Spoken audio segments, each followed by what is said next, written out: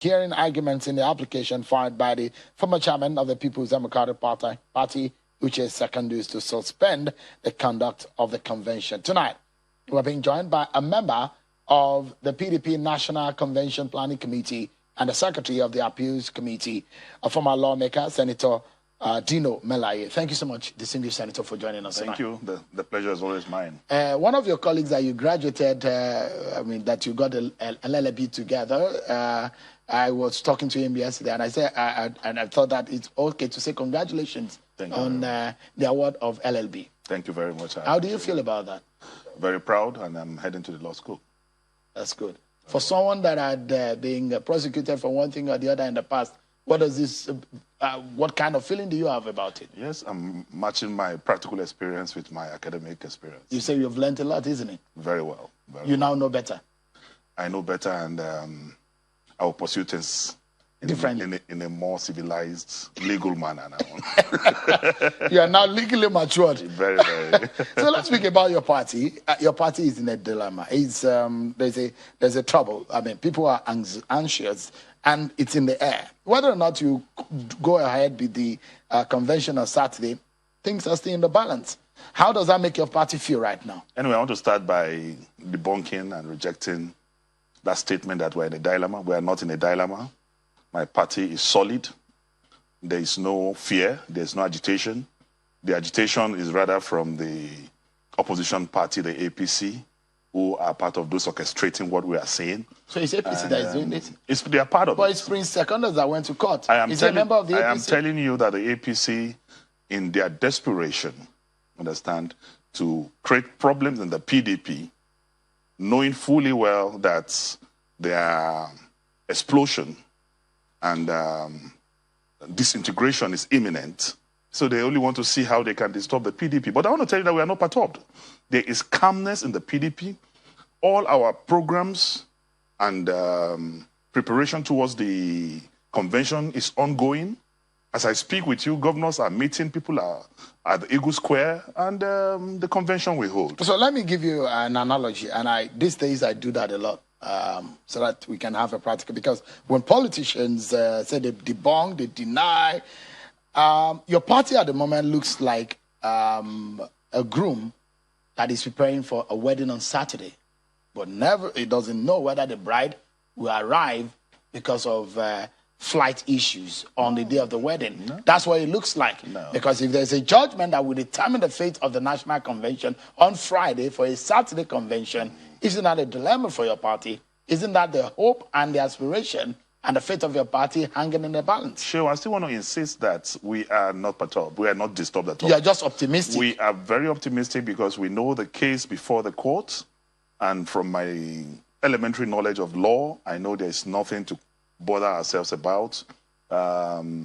Everything that has happened within the confines and the provisions of our constitution as a party and the Constitution of the Federal Republic of Nigeria 1999 as amended. So there's no point for agitation. Like I said, the agitation and the push and the social media lies is from the NGO called APC, and their implosion is definitely guaranteed. So they should concentrate on their implosion. Senator, I know you're trying to do some crisis. Not at all. Not at all. I'll speak to you the way it is. No. Yeah, because the reality is that your lawyers are in court. Our lawyers are in court because there's a case in court. But I'm telling you that the outcome will be favorable to the PDP, to the surprise of the APC and others who think they can create problem in the PDP. I can tell you, I'm not a prophet, but I tell you with every sense of modesty that our convention will hold on Saturday.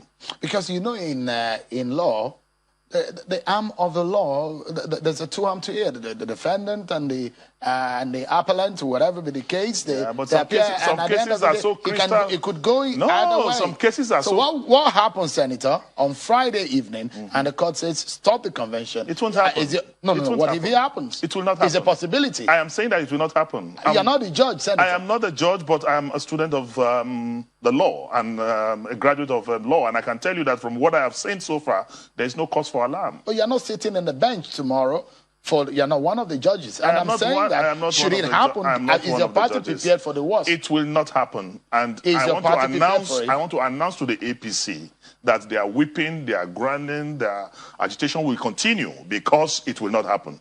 We are going on with our convention. But should it happen, what would you do, we are prepared to rescue this country, and we will take over government in 2023. And APC should be worried about the factionalization and crisis in their own party. But I don't know. The fire is on your roof in the PDP, not on the APC no, roof. There's no fire on our roof. So the APC, as I speak to you, have 6 factions. Look at what it is. And this is look at the title of the discussion. PDP Internal Affairs. Yeah, PDP Internal Affairs. That's title.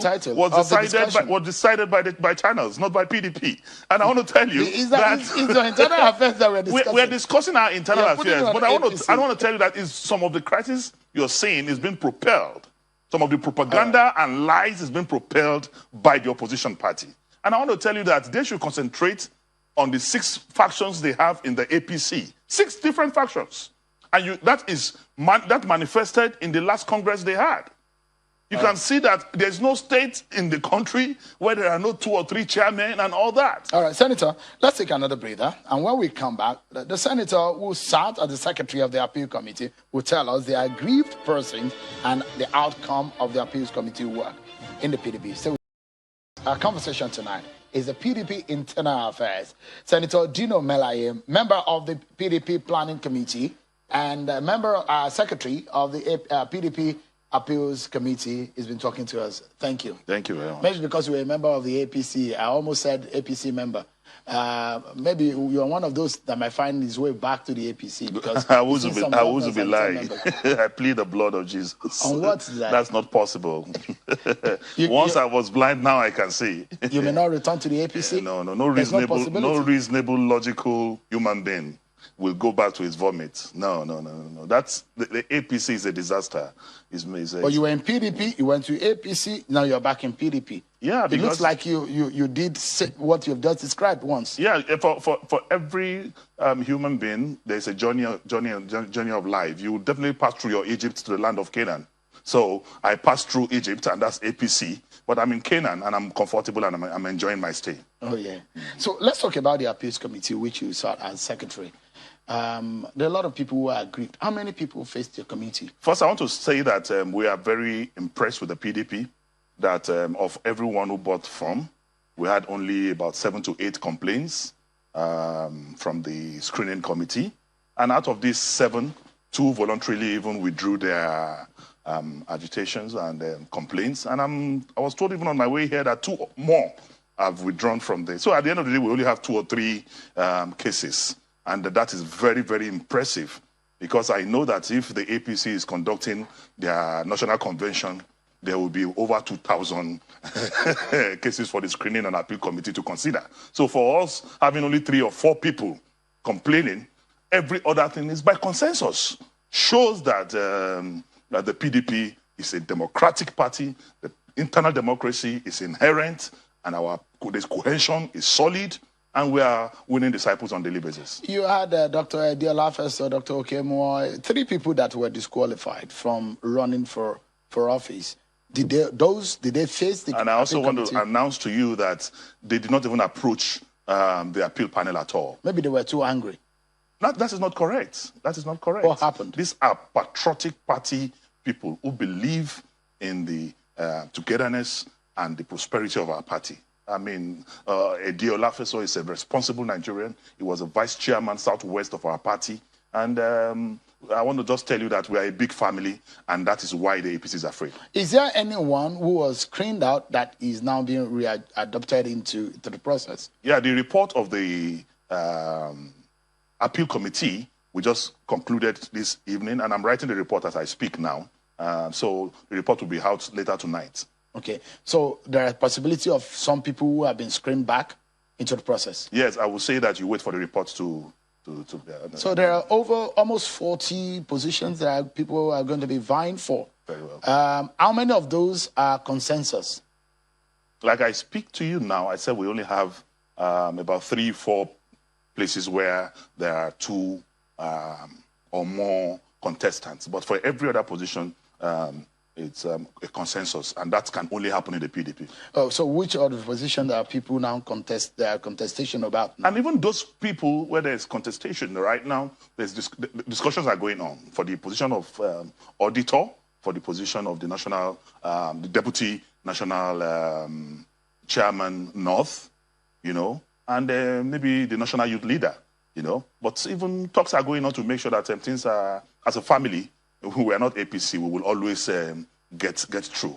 I mean, but your party, some members of your party have accused the party that it never keeps to its word. For example, your party promised that it's going to keep to the 35% information for women in the position. Your party promised that there are some positions that will be ceded to the women, aside the national women leader position. Even as I speak with you now, governors are meeting with the women. And that is a progression, that is a positive discussion. And I know that women, the party will take women very seriously. We have respect for women. And the party will not jettison our promise on the women. We respect the women. We are not, like I say again, we are not APC. We are an organized, progressive, national democratic party.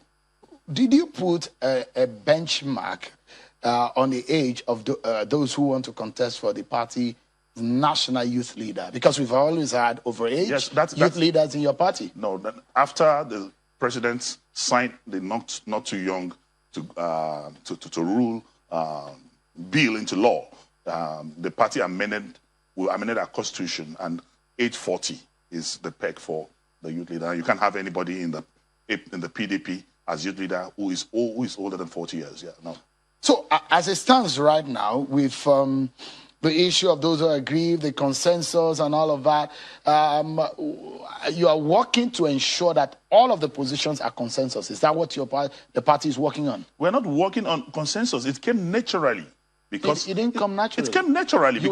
You were convincing people to step down what we're saying is that to have consensus. These positions were zoned to caucuses, were zoned to zones, were zoned to states.